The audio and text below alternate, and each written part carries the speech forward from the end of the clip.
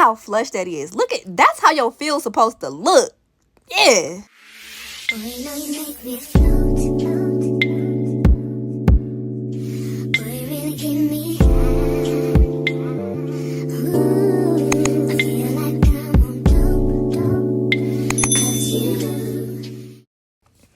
Okay, what's up, y'all? I'm back with another video. I told y'all I was gonna be dropping 2 videos in 1 week. I kept my word, y'all. I kept my word. Okay, I'm not gonna sit here and bore y'all with any details.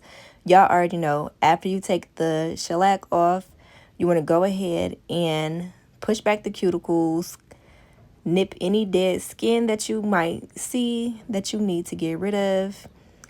And what I like to do, I have my flame drill bit and I have a tapered barrel bit.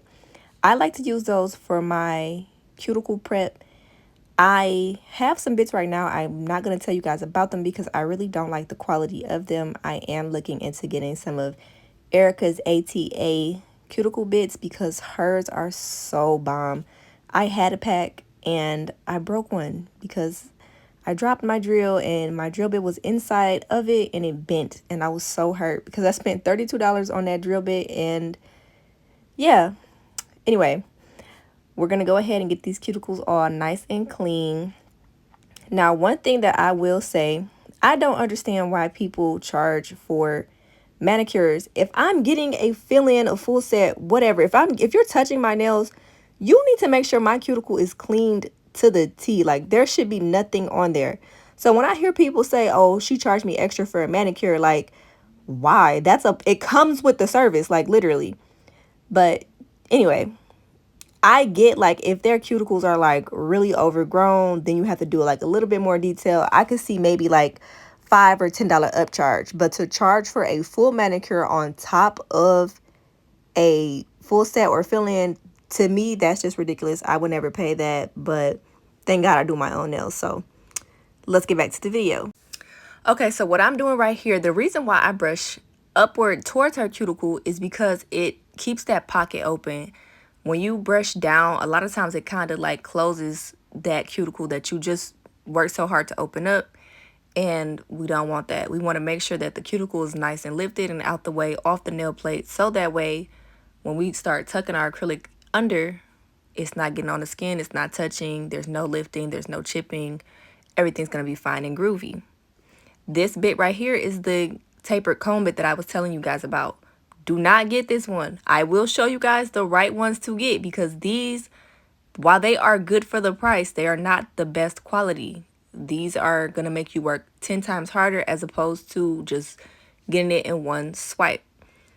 Now, what I do anytime I get my fills, I'm going to go through, make sure I get any lifting. I'm going to make sure that I get all the dead skin from around the nail. I'm making sure I'm getting nice and tight up into the cuticles, and I am going to thin out a little bit of the nail.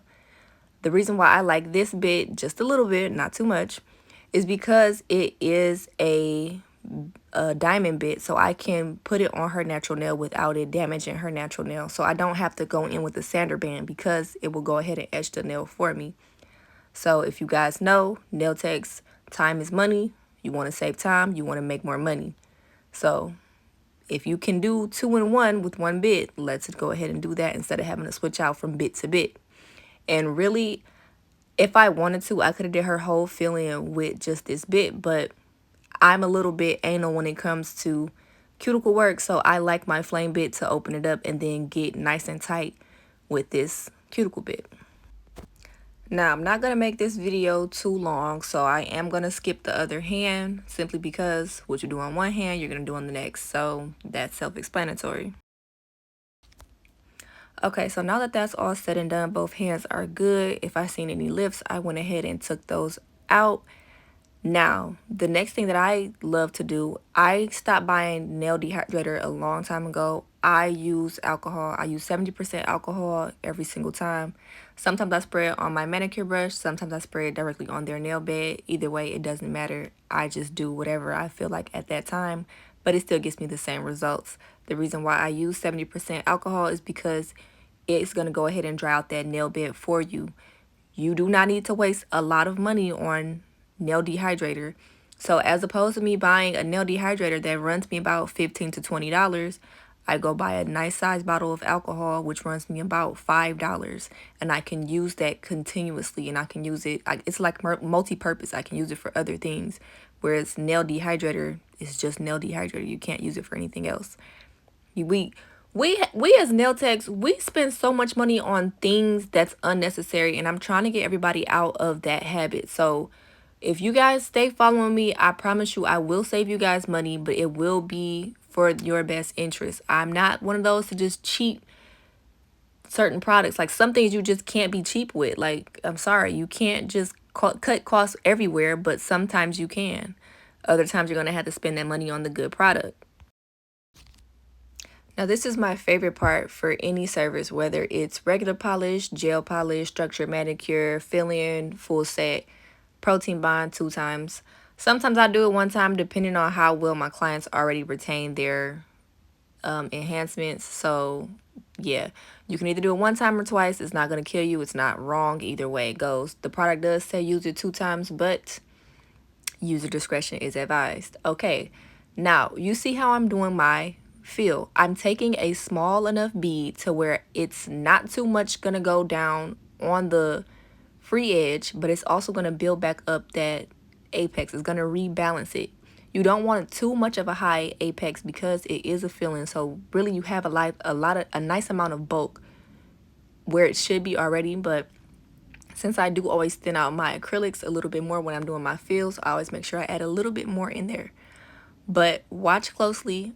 As you see, I'm going to take a nice amount of bead. I'm going to set it down, and I'm just going to walk it side to side. And as I'm walking it, I'm also pushing it upward towards the cuticle, making sure I can get it nice and flush to the natural nail, because we don't want any humps, lumps, or bumps. We want that to look like it's growing out of her nail. Now, I know y'all gonna think that this is an overlay. This is not an overlay. She had tips on. Her nails are just growing super fast. Another reason why I say I love Protein Bond. Protein Bond is like a crazy growth serum for nails. I don't know what they put in it. It's like nail crack, and I love it. So if you don't have any, you need to go get some. Try some. I promise you it's going to be the best investment you made. Now, remember when I told y'all, you can be cheap with certain things. You can't be cheap with everything. Protein Bond, to me, it's not expensive. I think I pay about $15 because they have a bigger bottle now. The small bottle that you see in this video was only $10. I think the bigger bottle is $20. But this has never let me down. All my clients have the best retention on top of good prep work and proper placement of my acrylic beads. You will never go wrong when you're using Young Nails Protein Bond, I promise you. Now, as I said, watch this here. I'm going to make sure that when I place my bead down, I'm walking it. Look at that brush. I'm walking it from side to side. At the same time, I'm going ahead and I'm pushing it flush up into the cuticle. Now, a lot of you guys may already do this. You may already know this, but this is for my beginners. This is for anybody who has an interest in nails and don't know where to start, and you're thinking about either paying for a class or trying to do it yourself. I had trouble when I first started doing nails, and I'm here to give you guys all the knowledge that I have for free, because nails is already hard enough, and a lot of people want to gatekeep information. I'm not one of those nail techs. So if there's anything else you guys want to see, you want to know about, feel free to ask me in the comments, DM me on Instagram. I'm super friendly. Just bear with me. Now here, always make sure once you're getting that bead down towards the free edge, you are flushing it. So basically, you want to use, it's 3 zones of the brush. You have the tip, the body, and like the barrel part. You don't really want to use the barrel part, but you're going to pick up the bead with the tip. You're going to walk it to the sides and push it flush with the tip, and you're going to move it with the body of the brush. It's not hard, y'all. Like, I promise y'all, I used to think that it was like rocket science. It was like magic. You had to learn something. No, it's so easy. It's really all repetition. If you have a nail trainer hand, please go get one. If you don't, excuse me, that would be your best investment. I had it in my other video when I was doing the airbrush, and y'all, I know the nail beds are wide on them, but the way that you can move it is It's amazing. Like your nail career will thank you. Now that we're done with this fill-in, first things first, we have to season our files. If you don't know what seasoning the files is, I'm going to freeze frame it again so you guys can know. Right here. Please do not take out a brand new crispy file and place it right against your client's skin. No. Well, it shouldn't be on their skin anyway, but don't place it on their nail because you'll be so hurt when you cut them. That's happened to me, I want to say like 3 times in my life. Y'all, it's terrible. But season it out just so it can get a little bit of that sharpness off of it. Now, look at this, how I have my file placed here. This is how you get that perfect crisp square. You want to make sure that you have your file straight up and down when you're filing. Do not turn it, bend it, flip it, or twist it. However you hold that file is how that nail will be shaped. So if you want square, you hold it straight up and down. Same thing when I'm doing the free edge. You're going to see me place my finger underneath the free edge just to make sure that I can see how straight her free edge is. And I just learned that from my girl Monet. So if you guys want to go check out her page, Nails by Monet on Instagram, please check her out because she is really dope. She gives me tips and tricks as well. Now right here, I'm file finishing the nail because sometimes with the drill, you can't just go completely around all sides. Like you can, but I just love file finishing it. I learned it from Young Nails, and my girl Monet, like I said, she backed it up with her expertise. So y'all, trust me on this. I got y'all. I won't lead y'all wrong. I might tell you a joke. I will never tell you a lie. Now, look at this. I'm going around all sides, making sure that that nail is not bulky. It's not boxy. Like you want it square, but you don't want it to look blunt. You get what I'm saying? You want it nice and flush. And this is what I mean right here. I'm holding my finger underneath the free edge so I can see how sharp that line is. I'm still going to turn her hand around to make sure that it's even when she looks at, like when she flips her hand around and she can see it. Make sure you're looking at the nail from all angles. Take y'all time, okay? I know a lot of y'all be like, how can I get my speed up? How can I do this? How can I do that? Don't worry about speed. Worry about quality. Because if you're fast and you don't have clients, I'm going to tell you right now, it's because you're fast and your quality sucks. So sorry. But you have to focus on the quality. Quality over quantity will do it every time. As y'all can see, I'm flipping the hand around so I can double check her squareness, her shape, make sure everything is even. Y'all, try this method out. Let me know how y'all feel. Let me know if it helped you guys out in the comments. Don't forget to like, share, and subscribe. And let me know what else y'all want to see. I will be getting some more videos in the works for y'all. And yeah, that's all I have for now. So I'll talk to you guys soon.